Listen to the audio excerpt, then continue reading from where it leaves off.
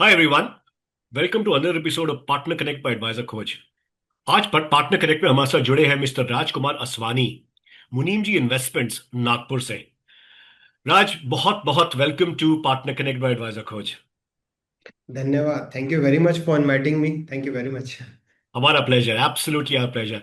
तो राज, आपके लिए मेरे पास बहुत सवाल है आज, बट पहले सवाल से शुरू करते हैं कि आपका, मैं बैकग्राउंड देख रहा था, आपका तो एक बड़ा अच्छा एक कॉर्पोरेट करियर चल रहा था, राइट? हाँ जी। तो ऐसा हाँ जी। क्या हुआ कि जिसकी वजह से आपने सोचा नहीं नहीं, मुझे तो अभी एक म्यूचुअल फंड डिस्ट्रीब्यूटर बनना है और नौकरी छोड़ के स्टार्ट करना है म्यूचुअल फंड डिस्ट्रीब्यूशन का बिजनेस। एंड दूसरा सवाल ये है कि मुनीम जी इन्वेस्टमेंट्स, ये नाम कहाँ से आया माइंड में? थोड़ा बैकग्राउंड जी बताइए अपना। जी। सुरेंद्र साहब, मेरे को लगता है कि हमारा जो पूरी जिंदगी है ना, वो भगवान ने बहुत अच्छे से प्लान किया हुआ है। इट इज जस्ट कि हमको धीरे धीरे कदम बढ़ाते हुए उसको पूरा करना है। मैंने जब मेरी पढ़ाई की, मैं जब ग्रेजुएशन के लिए गया, पोस्ट ग्रेजुएशन के लिए गया, तो मैंने एमबीए चुना। उस वक्त एमबीए काफी ज्यादा चलन में था कि हर कोई एमबीए कर रहा था, तो वी हम लोग जनरली हर्ड मेंटेलिटी फॉलो करते हैं कई मामलों में। एमबीए के दौरान मेरा जो मेजर था was into finance. Hmm. Even मैंने जो प्रोजेक्ट किया था मेरे एमबीए में, वाज, जो टॉपिक था, जो सब्जेक्ट था, was hmm. Investment hmm. Options available for investors. Hmm. जो मेरी पहली जॉब लगी और जो मेरी आखिरी जॉब थी, was again with wealth management firm only. अच्छा अच्छा। तो जब आप एक एक कंपनी के लिए काम करते हो, तो हम्म। कंपनी के अपने कुछ आउटलुक्स होते हैं, कंपनी का हम्म। अपना कुछ ग्रोथ एजेंडा होता है। हम्म। एंड डे वन से मेरा माइंडसेट ये था कि हम लोग जिस इंडस्ट्री में है, हम लोग जो काम कर रहे हैं, उस इंडस्ट्री का भगवान इन्वेस्टर ही है। तो अगर इन्वेस्टर का ध्येय, मतलब इन्वेस्टर का फायदा अगर सर्वोपरि रहेगा, हम्म। तो हम लोग अपने आप तर जाएंगे, हम लोग अपने हम्म। आप हम्म। पैसे कमा लेंगे, अच्छी जिंदगी जी लेंगे। पर अगर हमने उसको जरा भी उसमें मिलावट करने की कोशिश की, तो फिर वो काम की पवित्रता बरकरार नहीं रह पाई। बिल्कुल सही, बिल्कुल मेरा सही। शुरुआत से झुकाव था, तो क्योंकि अगर आप किसी कंपनी के साथ काम करते हैं, तो आप उसके आउटलुक्स, उसके उसके ऑब्जेक्टिव के तहत बंधे होते हैं। हम्म। एंड जब मैंने 4-5 साल पूरे कर लिया कंपनी के साथ में काम करते हुए, तो आई वांटेड कि नहीं, अब हमको फुल फ्लेजेडली इस काम में हम्म। जाना है। मेरा पैशन भी यही था शुरुआत से, कि पैसों को बनते हुए देखना, पैसे हम्म। बनते, बनाने बनाने के तरीके सीखना। तो झुकाव उस ओर था। एंड वी डिसाइडेड 2018 में, 2013 से 2018 मैंने एक कंपनी में काम किया। उसके बाद में अ, हमने स्विच किए अपने तरीके को, और अभी फिर हमने अपने बैनर के तहत काम करना चालू किया। हम हम्म। आज भी वही काम कर रहे हैं जो हम काम पहले कंपनी में कर रहे थे, बट अब इस काम का पूरा ध्येय है कि इन्वेस्टर का फायदा बने। मैंने करेक्ट कभी करेक्ट। विन विन को तवज्जो नहीं दिया, मैंने सिर्फ हम्म। विन को तवज्जो दिया। और वो जो हम्म। विन है ना, वो मेरे इन्वेस्टर का है। हम्म। इन्वेस्टर जीतेगा, हम लोग अपने आप जीत जाएंगे। तो आपने कभी स्टार्ट किया? 2018, इफ आई गेट राइट? 2018 से मैंने हमारे बैनर के तहत काम की शुरुआत किया। अच्छा बट अच्छा। ये जो पूरी जर्नी है, ये जो फाइनेंशियल इंडस्ट्री वाली जर्नी है, ये मेरी तकरीबन तकरीबन 13 साल पूरे हो चुके हैं, अब 14वां साल चालू है। ओके। जिसमें से शुरुआती 5 साल मैंने इस काम को सीखा, एक बहुत अच्छी कंपनी के साथ काम करते हुए। और जो आखिरी, जो 2018 के बाद के साल है, उसमें मैं अपनी प्रैक्टिस को आगे बढ़ा रहा हूँ, wonderful as a wonderful. Soul, हाँ, सोल प्रैक्टिस। जी। मुनीम जी कैसे सोचा कंपनी का नाम? बहुत मैंने ना, इंटरेस्टिंग जब नाम है। हम लोग thanks thanks, thank you very much. हम लोग जब नाम का चुनाव कर रहे थे ना, तो मेरे मन में एक इच्छा थी कि मेरे नाम को लेके ना किसी के मन में कंफ्यूजन नहीं रहना चाहिए। अगर कोई मुनीम जी बोले, तो उसको समझ में आए कि हाँ, मुनीम जी एक ऐसा व्यक्ति होता है, एक ऐसा व्यक्ति रहा करता था पहले के जमाने में, आज भी कई जगहों पर रहता होगा, जैसा काम ही था लोगों के पैसों का ध्यान हम्म। रखना। हम्म। पैसे कहाँ आ रहे हैं, कहाँ जा रहे हैं, इसका पूरा लेखा जोखा मेंटेन करना। हम्म। एंड हम्म। आज के जमाने में तो क्या है कि बैंक स्टेटमेंट्स एंड बैंकिंग इतना स्ट्रांग है कि लोगों को फटाफट सारी चीजें मिल जाती है। हम्म। बट आई वांटेड कि हम लोग ना एक पूरी फैमिली के मुनीम बने। उनके फैमिली के जितने सदस्य हैं, उन सभी का इन्वेस्टमेंट्स हम लोग मैनेज करें। इन्वेस्टमेंट से जुड़े हुए डिसीजन में हम लोग हेल्प कर पाए, हम लोग सजेस्ट कर पाए। उनके सारे फाइनेंशियल गोल्स पे हम लोग एक एक क्लोज ऑब्जर्वेशन बना के रखें। हम्म। तो आई ऑलवेज वांटेड कि नाम में ना कोई मिलावट नहीं होनी चाहिए, नाम में कोई कंफ्यूजन नहीं होनी चाहिए। तो बहुत ढूंढने के बाद हमको मुनीम जी नाम मिला। एंड इंटरेस्टिंग, मुनीम जी वेरी नाम इंटरेस्टिंग। ऐसा है कि अगर कोई एक बार ले ले तो फिर भूलते भी हाँ नहीं। हाँ। ये अच्छा। नाम खोने वाला नहीं है। यस यस यस, ये आप सब बिल्कुल ठीक कह रहे हैं आप। राज, एक बात बताइए, नागपुर मार्केट में इन्वेस्टर की सोच किस तरीके की है? थोड़ा इस पे ब्रीफली अगर आप इनपुट दे पाए हमारे मैं ना व्यूअर्स को। आपको दो बड़े शहर जो भारत देश के हैं उनका एग्जांपल लेता हूँ, फिर नागपुर के बारे में बताता हूँ। आप देखेंगे मुंबई का जो मार्केट है, मुंबई के जो लोग हैं वो बहुत ज्यादा भागदौड़ में रहते हैं, क्योंकि उनका हम्म ट्रेवलिंग टाइम इतना ज्यादा रहता है, और वे दे आर ऑलवेज रनिंग कि अभी ये करना है, अभी यहाँ पहुंचना है, वहां पहुंचना है। अगर उसके विपरीत में बात करूँ गोवा की, तो गोवा का जीवन थोड़ा सुकून भरा है। वहां हम्म। के लोग हमेशा भागते दौड़ते नहीं रहते हैं, just because of their geographical infrastructure. True. Nagpur इन दोनों का मिक्स है। यहाँ के लोग सुकून भरा जीवन भी जीते हैं और थोड़ा बहुत भागदौड़ भी करते हैं। हम्म। ये अच्छी बात है कि यहाँ पे लोग भरोसा जल्दी करते हैं। अच्छा यानी अच्छा। यहाँ के लोग बहुत कम शकी है, क्योंकि शकी हम्म इंसान अगर रहा तो वो भरोसा नहीं कर पाता। बट नागपुर के अधिकांश लोग ऐसे हैं जो भरोसा हम्म। जल्दी करते हैं, अगर सही सच बात करने वाला इंसान उनको मिल जाए तो। ठीक है। और रिस्क हाँ, टेकिंग एबिलिटी कैसी रहती है when it comes to investing in mutual funds and equity markets? वो कैसा देखिए आपको आज भी ना, लगा? आज भी नागपुर की जो अधिकांश आबादी है हम्म। वो बिजनेस वाली है। अच्छा। आज भी Nagpur is not famous for this corporate culture वाला thing like hmm. Bangalore Pune is. है ना, हम्म नागपुर में आज भी अधिकांश जो लोग हैं ना वो व्यापार ही करते हैं, हम्म। या फिर छोटे व्यापार हो बड़े व्यापार हो, पर it is into trades, hmm not in terms of jobs. Hmm. तो अधिकांश लोग रिस्क लेना तो पहले से ही समझते हैं कि रिस्क लेंगे तो फायदा मिलता है। करेक्ट। और हम्म अब लोगों में इतनी अच्छी मैच्योरिटी आना चालू हो चुकी है कि लोग रिस्क और वॉलेटिलिटी में अंतर करना सीख गए। हम्म।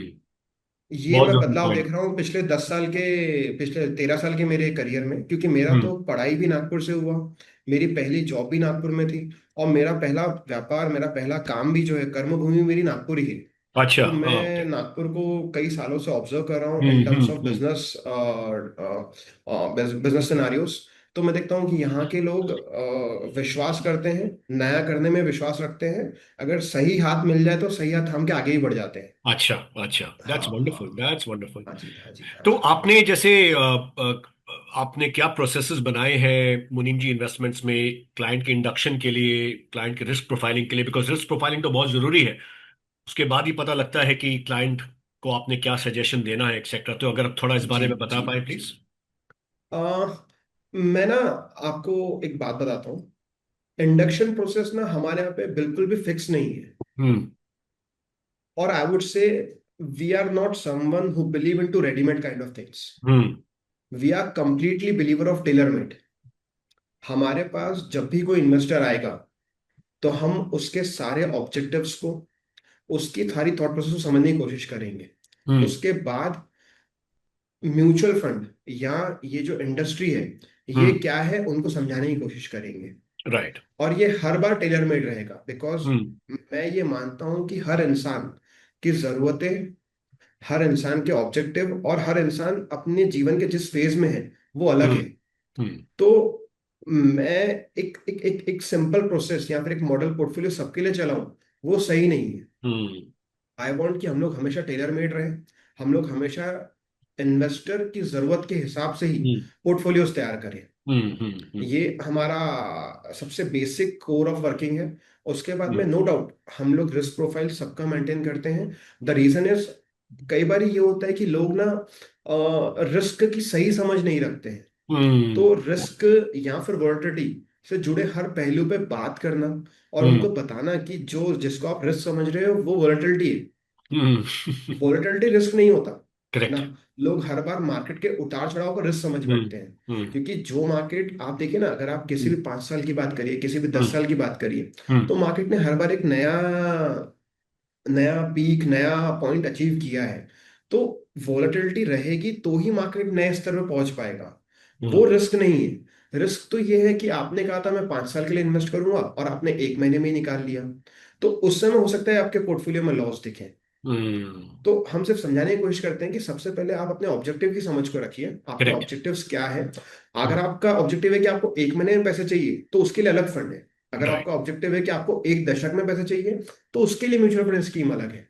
आप दोनों को मिक्स मत करिए। जितना ज्यादा आपका ऑब्जेक्टिव क्लियरली डिफाइंड रहेगा, उतना ही ज्यादा अच्छा फंड चुनने में आपको मदद मिलेगी। Sure sure sure. तो मतलब ये तो काफी डायनेमिक प्रोसेस है आपका, रिस्क प्रोफाइलिंग एंड हाँ इंडक्शन जी, हाँ जी, प्रोग्राम, हाँ जी, बहुत हाँ हैंड जी। होल्डिंग रहती है इन्वेस्टर के हाँ साथ। हाँ।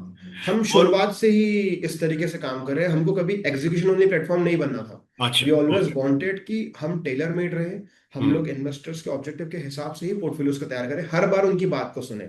Sure sure. हाँ जी, एंड हाँ जी। रिव्यू प्रोसेस जो आपका रहता है इन्वेस्टर के साथ, ये आई एम हाँ, sure it's again very dynamic, या आपने कुछ एक प्रोसेस सेट किया हुआ है इसके लिए?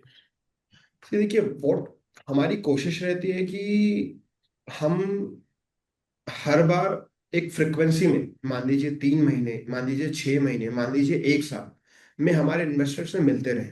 हम्म। उनका पोर्टफोलियो कैसा कर रहा है, उनके पोर्टफोलियो में क्या बदलाव की आवश्यकता हो सकती है, इसके हम्म। बारे में उनसे चर्चा करते रहे। हम्म। पहली बात। हम्म। दूसरी बात, आप देखिए, जैसे हर इंसान की कमाई हर साल बढ़ती है, अगर हम एक नॉर्मल सिनारियो की बात करें तो यस यस यस। बहुत कम ऐसा होता है कि किसी की कमाई घटती है।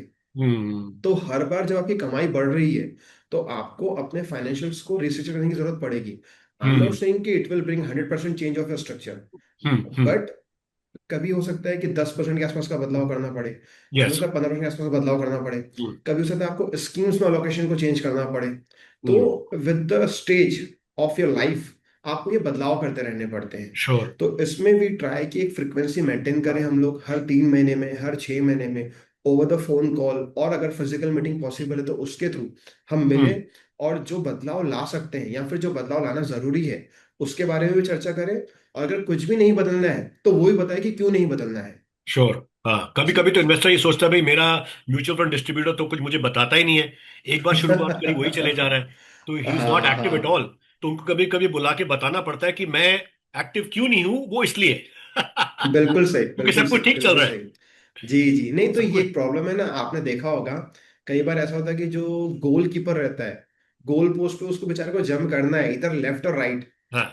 90% उसको पता भी नहीं था बॉल कहाँ जाने वाला है, बट स्टिल वो ट्राई करता है, क्योंकि अगर वो खड़े रहा तो लोग बोलेंगे यार तू तो खड़ा था, तू हिला ही वो तो नहीं खड़ा जगह था, से। उसको बेचारे को हिलना ही पड़ता है। हाँ, जी बिल्कुल जी सही। जी, तो सो इट आप इज लाइक कौन सी दैट। प्रोडक्ट्स को अपने क्लाइंट को सजेस्ट करते हैं? म्यूचुअल फंड्स हो गया, एसआईएफ वगैरह, या एआईएफ वगैरह, क्या क्या प्रोडक्ट्स आप सजेस्ट करते हैं इसमें? ये म्यूचुअल फंड का हम्म, प्रॉपर कितना प्रोपोर्शन रहता है? हाँ काफी जी, हाँ जी, अधिकतर रहता है म्यूचुअल फंड्स आपके क्लाइंट के सजेशन लिस्ट में? हाँ हाँ। देखिए, मैं ना इसको थोड़ा सा ब्रेकअप करना चाहूंगा। AIF, SIF, AIF is like 1 CR minimum, hmm. SIF 10 lakhs minimum. Hmm. So ये दोनों ही जो प्रोडक्ट है ना, ये दोनों ही प्रोडक्ट एक लिमिटेशन या फिर एंट्री बैरियर के साथ में आते हैं। तो majority of the times you will see और यू विल ऑब्जर्व कि जनरली जो म्यूचुअल फंड डिस्ट्रीब्यूटर्स हैं उनका 90% जो अलोकेशन रहेगा उनके क्लाइंट का, वो म्यूचुअल फंड में ही रहेगा।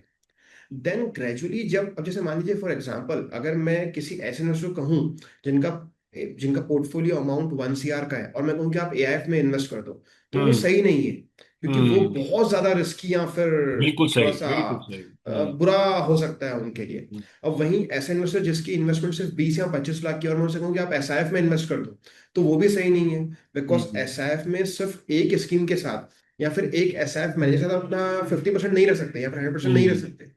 तो SIF with the entry barrier of 10 lakh rupees, AIF with the entry barrier of 1 CR, हम्म। ये अभी भी आप ऐसा देखेंगे कि हमारा भी और अधिकांश डिस्ट्रीब्यूटर्स का 80 to 90% जो रहेगा वो म्यूचुअल फंड्स में ही रहेगा। Because hmm. म्यूचुअल फंड्स के थ्रू आप सब कुछ शुरुआत कर सकते हैं, आप सबकी इन्वेस्टमेंट जर्नी की शुरुआत करा सकते हैं। सही बात है, हाँ, सही बात धीरे है। धीरे जब उनका पोर्टफोलियो ग्रो होना चालू हो, जब उनके एसेट्स बढ़ने चालू हो, तो आप AIF या SIF depending upon the requirement of investor incorporate कर सकते हैं। तो करेक्ट। डे वन पे it is difficult, but yes, in a journey of 3 years, 5 years, 7 years, portfolio में SIF AIF भी उनका हिस्सा बनते जाता है। श्योर तो sure. 80 to 90% of our AUM, or the amount which we are managing today, is through mutual funds. Then 10 to 15% is through SIFs and AIFs. Largely it was through AIFs, but now recently we have started doing SIFs also, because अच्छा। SIF comparatively is the new one. हाँ जी, very हाँ true. जी, हाँ जी। तो basically mutual funds हमारी दाल है, बाकी products उसमें तड़का है। बिल्कुल सही, बिल्कुल सही। वंडरफुल। तो राज, आप जब किसी क्लाइंट को म्यूचुअल फंड स्कीम सजेस्ट करते हैं तो क्या रिसर्च टूल्स वगैरह आप यूटिलाइज करते हैं कि भाई ये अच्छा लग रहा है आपके हिसाब से, और क्यों अच्छा लग रहा है? क्या रिसर्च टूल्स देखते हैं आप? देखिए, रिसर्च टूल बहुत सारे हम्म। हैं, बट अगर मैं अपने एक इन्वेस्टर को समझाने जाऊं कि देखिए ये इसका टेनर टेनर सॉर्टिनो या फिर रेशियो ये है, तो बड़ा मुश्किल हो जाएगा उस बेचारे हाँ, का समझ पाना। नहीं ये तो आपकी वो, समझ के लिए, लेकिन हाँ आप हाँ हाँ बेसिकली जब ये बैकग्राउंड वर्क करते हैं तो आई एम श्योर हाँ आप कुछ रिसर्च टूल्स वगैरह यूटिलाइज कर रहे हाँ हो। जी, हाँ जी, तो हाँ जी, मेरे ना 4 या 5 पैरामीटर्स हैं अच्छा। जो मैं हमेशा हमेशा ऑब्जर्व करता हूँ बिफोर सिलेक्टिंग अ स्कीम। सबसे पहला तो पैरामीटर है कि जो बंदा, जो फंड मैनेजर, जो फंड मैनेजमेंट टीम उस स्कीम को मैनेज करने वाली है, वो कौन है, हम्म। उनका ट्रैक रिकॉर्ड कैसा रहा हुआ है, उन्होंने आज तक जो काम किए हैं, उन्होंने आज तक जो स्कीम्स को मैनेज किया हुआ है, वो स्कीम्स कैसी रही हुई है। सबसे पहला है track record of fund management team और hmm. The particular AMC. Second है जो स्कीम हम लोग करने का सोच रहे हैं, जो स्कीम हम लोग ऐड करने का सोच रहे हैं हमारे पोर्टफोलियो में, उसका ट्रैक रिकॉर्ड कैसा रहा हुआ है। हम्म। फर्स्ट ऑफ ऑल मैं कंपेयर करता हूँ कि जो, मान लीजिए कोई एक पर्टिकुलर स्कीम है, उस कैटेगरी में कितने स्कीम्स हैं, पर्टिकुलर स्कीम का परफॉर्मेंस कैटेगरी के मुकाबले कैसा रहा हुआ है, बेंचमार्क के मुकाबले कैसा रहा हुआ है। और प्राइमरी हमारा प्रायोरिटी रहता है कि scheme should always be above the average, above the benchmark. Because जो स्कीम बेंचमार्क को बीट करने में स्ट्रगल करे, वो स्कीम लेके मतलब नहीं है।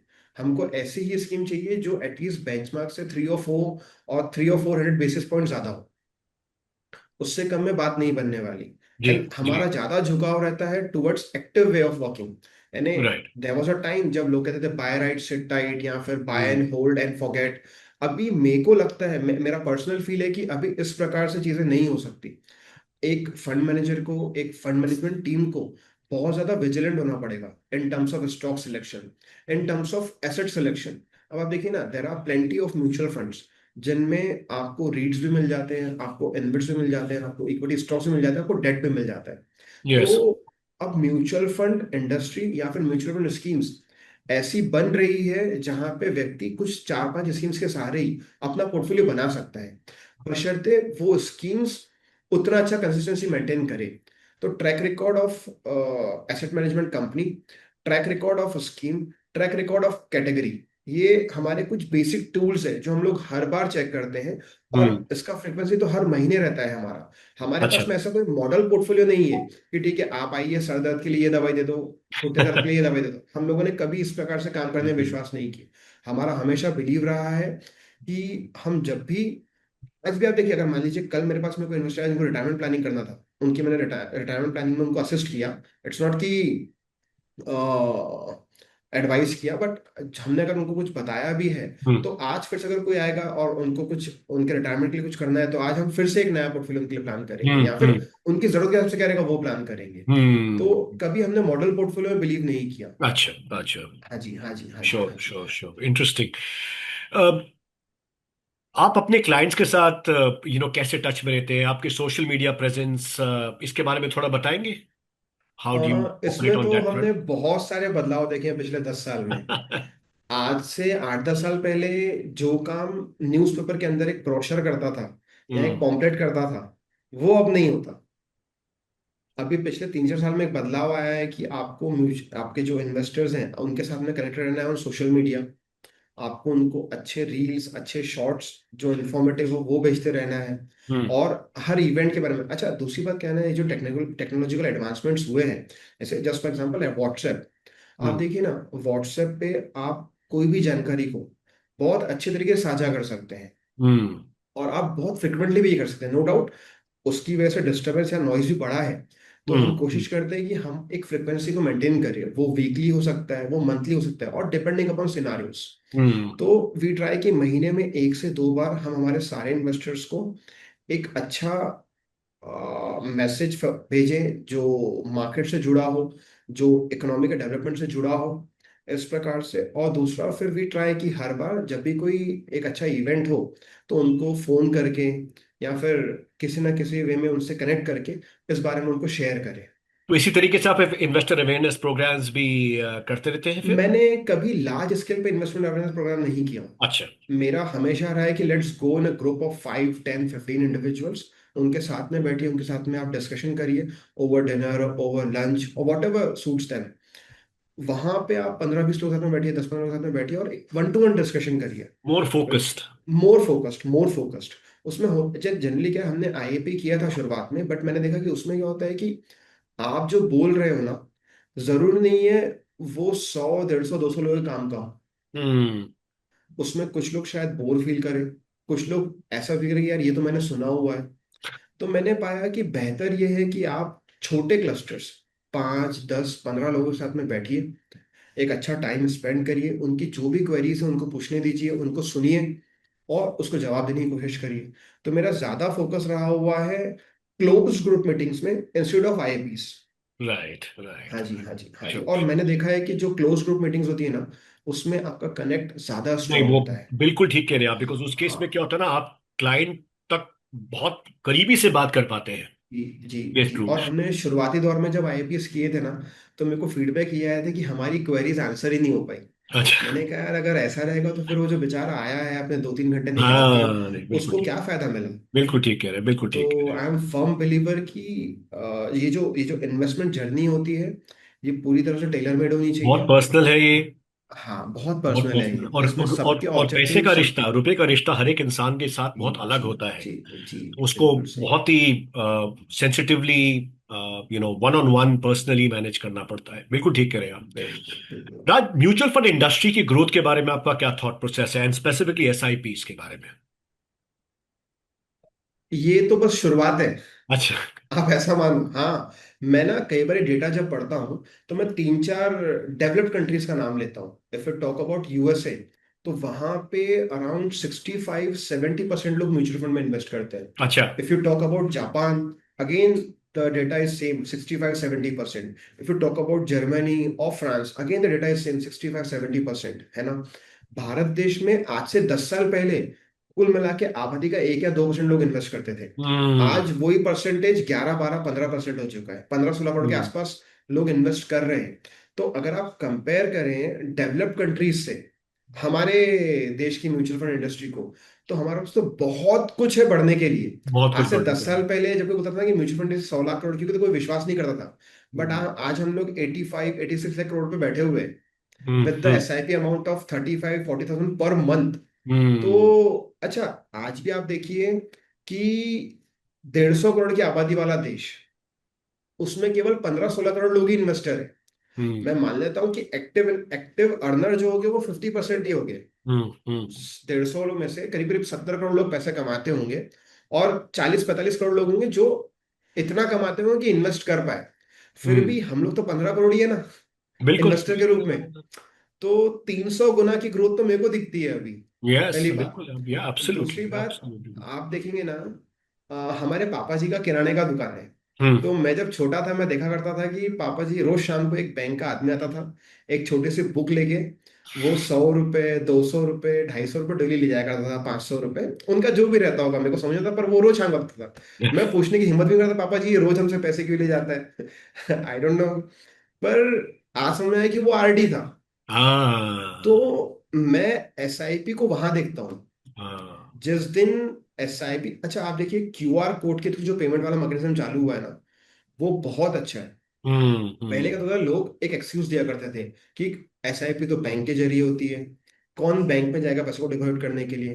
बट क्यूआर के जरिए पैसे खुद आपके खाते में आ जाते हैं। तो मेरे को लगता है कि जिस दिन एसआईपी उस तरीके से मार्केट में लगना चालू हो जाए, तो वो सही फ्यूचर रहेगा जिसकी हम लोग उम्मीद कर रहे हैं। बिल्कुल सही, और बिल्कुल सही। आप देखिए अभी जो जेन जी है और मिलेनियल्स है, इनका झुकाव बहुत है एसआईपी की तरफ। मैंने हम्म। ऐसा भी देखा है कि कई लोग अपने बच्चे की स्कूल की फीस भी एसआईपी के थ्रू जमा करते हैं। अच्छा। अगर किसी की फीस मान लीजिए 60,000 रुपए है साल की, आई एम जस्ट हाँ। गिविंग एन एग्जांपल, तो वो 5 यूरो महीने की एसआईपी चालू कर देते हैं लिक्विड फंड्स में, अच्छा। या फिर अल्ट्रा शॉर्ट टर्म फंड्स में।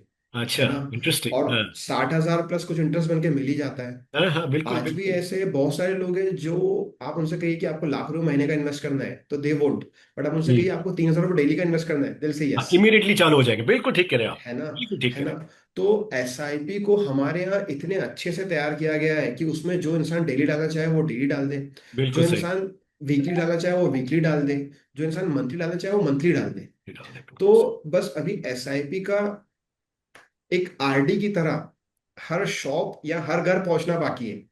बट जिस प्रकार के कैंपेन्स चल रहे हैं, म्यूचुअल फंड सही है, एसआईपी सही है, मेरे को लगता है वो दिन बहुत दूर है कि हर व्यक्ति बोलेगा कि हाँ मेरे पास में एसआईपी है। हाँ बिल्कुल बिल्कुल, घर घर म्यूचुअल फंड, घर घर एसआईपी।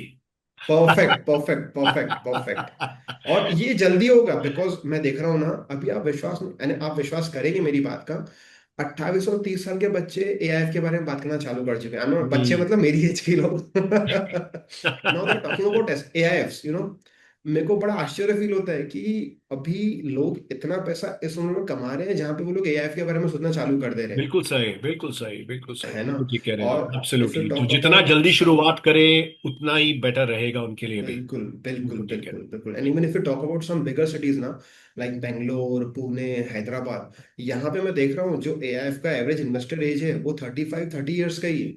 हम्म। तो एक बड़ा बदलाव, एक बड़ा झुकाव दिख रहा है लोगों की मानसिकता में कि नहीं, एज अर्ली एज पॉसिबल आप शुरू करिए इन्वेस्टमेंट करना, और जितना जल्दी हो सके एक अच्छी लाइफ को, बिकॉज सी फाइनेंशियल फ्रीडम भी एक फ्रीडम है। हम्म। अब कोई नहीं चाहता कि वो 55 साल 60 साल की उम्र तक काम करता रहे एक्टिव वे पे। हर कोई हम्म। अपने पैशन को फॉलो करना चाहता है, लोग चाहते हैं कि हम लोग जल्दी जल्दी फाइनेंशियली फ्री हो जाए और फिर अपने पैशन को फॉलो करें। एब्सोल्युटली करेक्ट, एब्सोल्युटली करेक्ट, तो बिल्कुल ये एक सही। अच्छी समझ और सोच लोगों में आ गई है।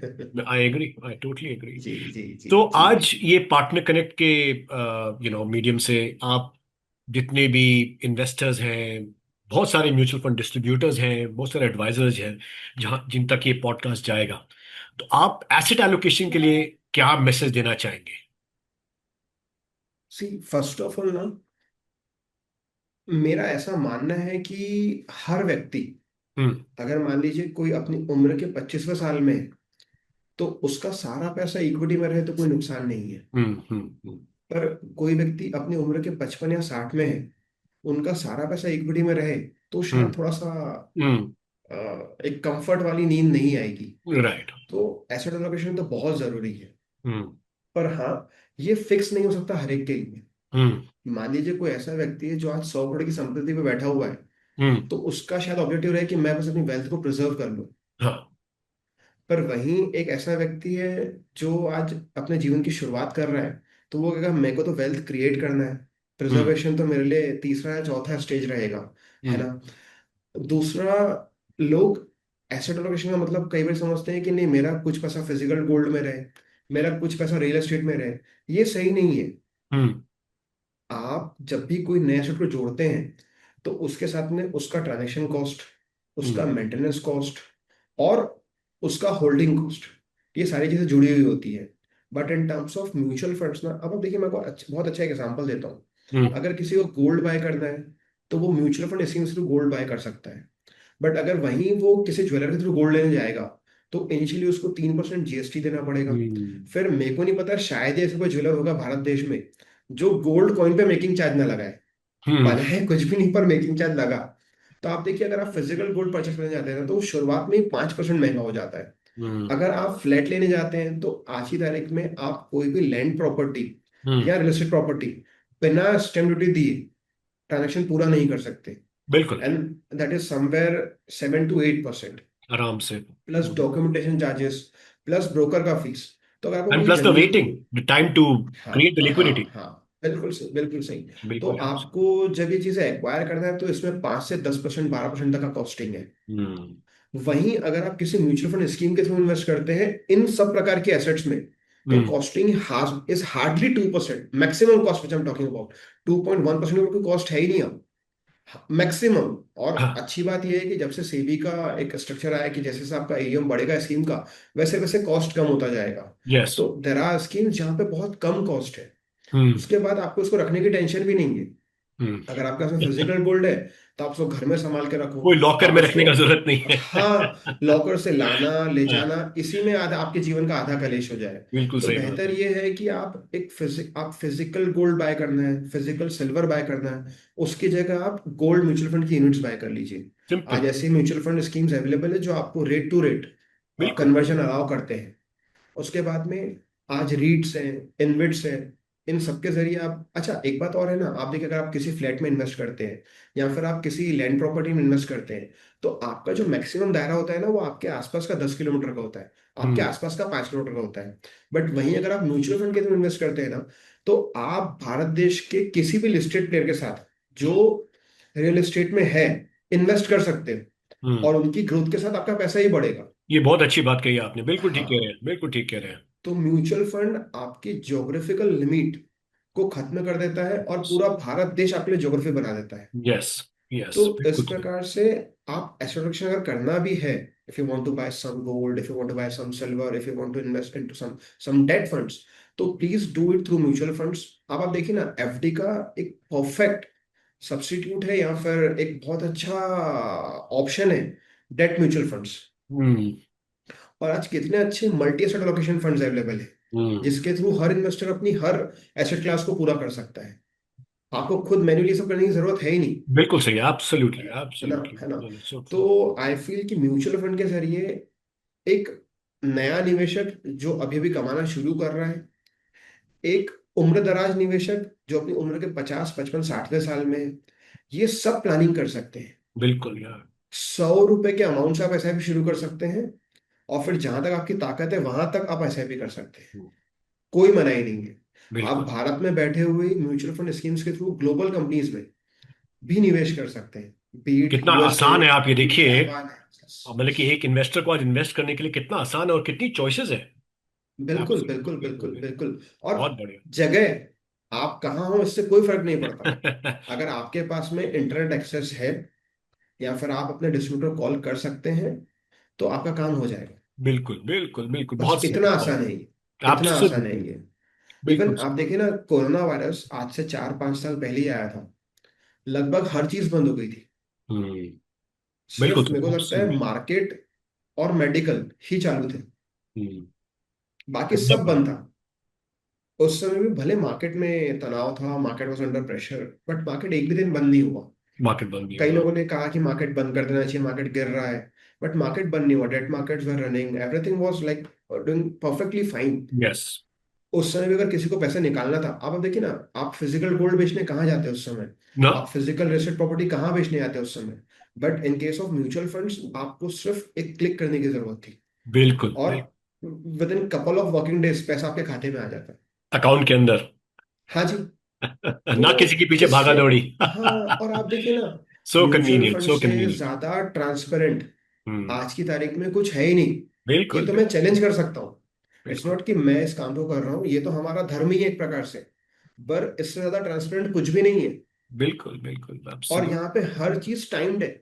बिल्डर के भरोसे नहीं रहना आपको, वो फ्लैट कब देगा। ज्वेलर के भरोसे नहीं रहना आपको कि वो कितना परसेंट प्योरिटी देगा। यहाँ पे हर चीज लिखा हुआ है, आप पढ़ लो जनाब। करेक्ट। आपसे कोई झूठ नहीं बोल सकता। आपको सिर्फ इंग्लिश या हिंदी अच्छे से पढ़ते आना चाहिए, बस इतनी ही बस जरूरत बस बस। है। एब्सोल्युटली, नहीं बहुत बढ़िया, जी बहुत जी बढ़िया। जी इसलिए जी। घर घर म्यूचुअल फंड। हाँ, हर घर म्यूचुअल फंड। बहुत बढ़िया।